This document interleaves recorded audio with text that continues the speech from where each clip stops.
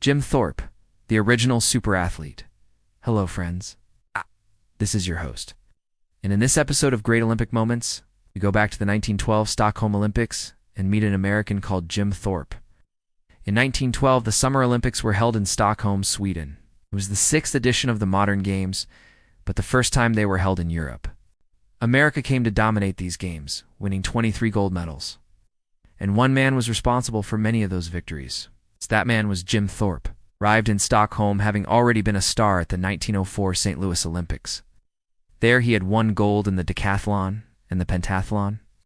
But that time he wasn't competing as an athlete from the USA. He competed for the team representing the Carlisle Indian School. In 1908, Thorpe was selected to compete for his country at the London Olympics. But he was unallowed to join the team because of a rule which forbade non-white athletes from competing.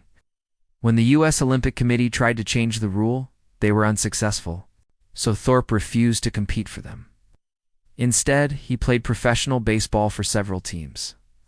It was only when the president of the Amateur Athletic Union, William Canby, invited him to compete at the 1912 Stockholm Olympics that Thorpe finally got his chance to represent the United States.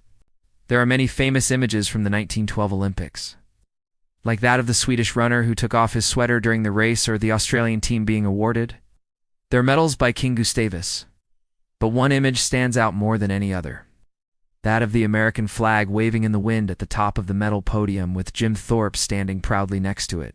That photograph appeared in newspapers around the world. Thorpe went on to win 5 gold medals in Stockholm, 2 in the pentathlon, in the decathlon, and 3 in the football team. His versatility and sportsmanship made him famous worldwide. It was said that no man alive could match him in any sport. Even King Gustav V congratulated him personally, calling him the greatest athlete in the world. God.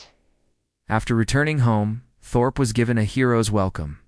He was paraded through New York City, driving in an automobile with his medals around his neck. But sadly, in 1913, Thorpe's Olympic medals were taken away from him. Why? Well, it turned out that in 1904, while attending the Carlisle Indian School, he had been paid for playing baseball. This meant that according to the rules, he was a professional and not an amateur athlete. As such, the International Olympic Committee ruled that he had to return his medals. Thorpe was devastated, but he didn't give up. In 1913, he appealed to the committee, and they agreed to return 2 of his medals. Then, in 1950, after years of campaigning, they gave him back all 3 of them. Sadly, by that time, Thorpe was too ill to attend the ceremony, and he died just a few months later. At the time of his death, he was regarded as one of the greatest athletes of the 20th century. Sports Illustrated named him the Sportsman of the Century, and in 1983, he was voted the greatest Olympic champion of all time. So there you have it, the story of Jim Thorpe, the original super athlete. I hope you enjoyed this episode of Great Olympic Moments. If you did, please stay tuned for more. And remember, you can also check out our podcast, available on various platforms. Until next time, goodbye.